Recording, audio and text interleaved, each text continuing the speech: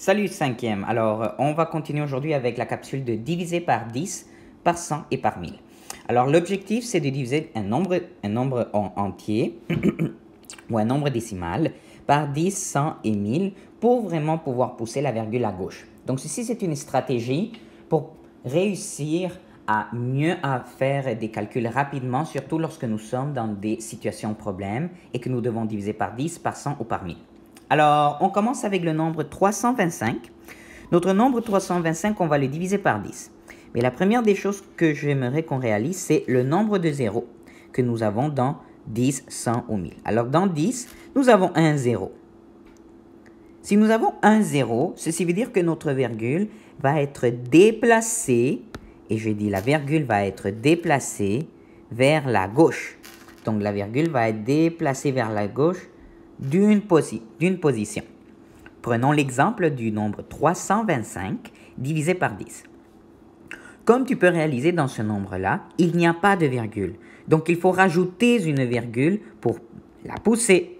C'est pour cette raison que nous allons transformer notre 325 en 325,0.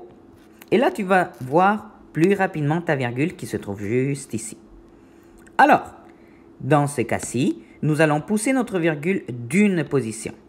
325 divisé par 10 nous donne, si on pousse la virgule une fois, ça donne 32,5. Parce que nous avons poussé notre virgule d'une position vers la gauche. Et ça fait complètement du sens parce que si on divise par 10, cela veut dire que notre nombre va devenir beaucoup plus petit. Donc 325 divisé par 10 nous donne 32,5. Et c'est là que nous allons continuer maintenant. Nous allons regarder qu'est-ce qui se passe lorsque nous allons diviser par 100. Si nous divisons par 100, nous allons avoir 2 zéros. Donc nous allons déplacer notre virgule de 2 positions vers la gauche. On recommence le même exercice. Nous transformons notre nombre naturel en nombre décimal en rajoutant un virgule 0 et nous allons pousser notre virgule vers la gauche de 2 positions. Donc, 325,0 divisé par 100, on va pousser de 1 et d'une deuxième position. Par conséquent, notre réponse finale serait 3,25. Ça fait du sens, c'est 100 fois plus petit. Petit, donc 100 fois plus petit, pas plus grand. C'est pour ça qu'on la pousse vers la gauche et notre nombre devient beaucoup plus petit.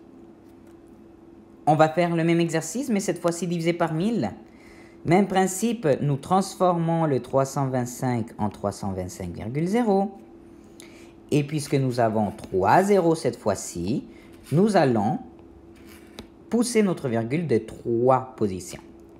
1, 2 et 3. Mais là, il y a une chose à faire. Si on place une virgule juste ici à côté, notre réponse serait virgule 325, mais ce nombre ne fait pas du sens. Alors, c'est pour cette raison qu'il n'y a aucune unité dans ce cas-ci.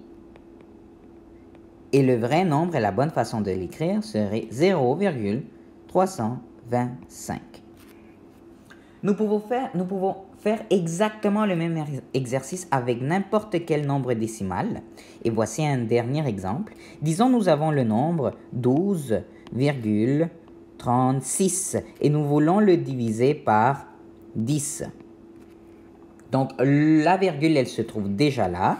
On sait qu'on doit déplacer notre virgule juste de une position vers la gauche car il y a juste un 0.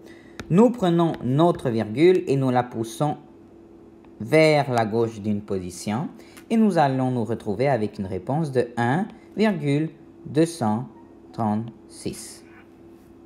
Voilà.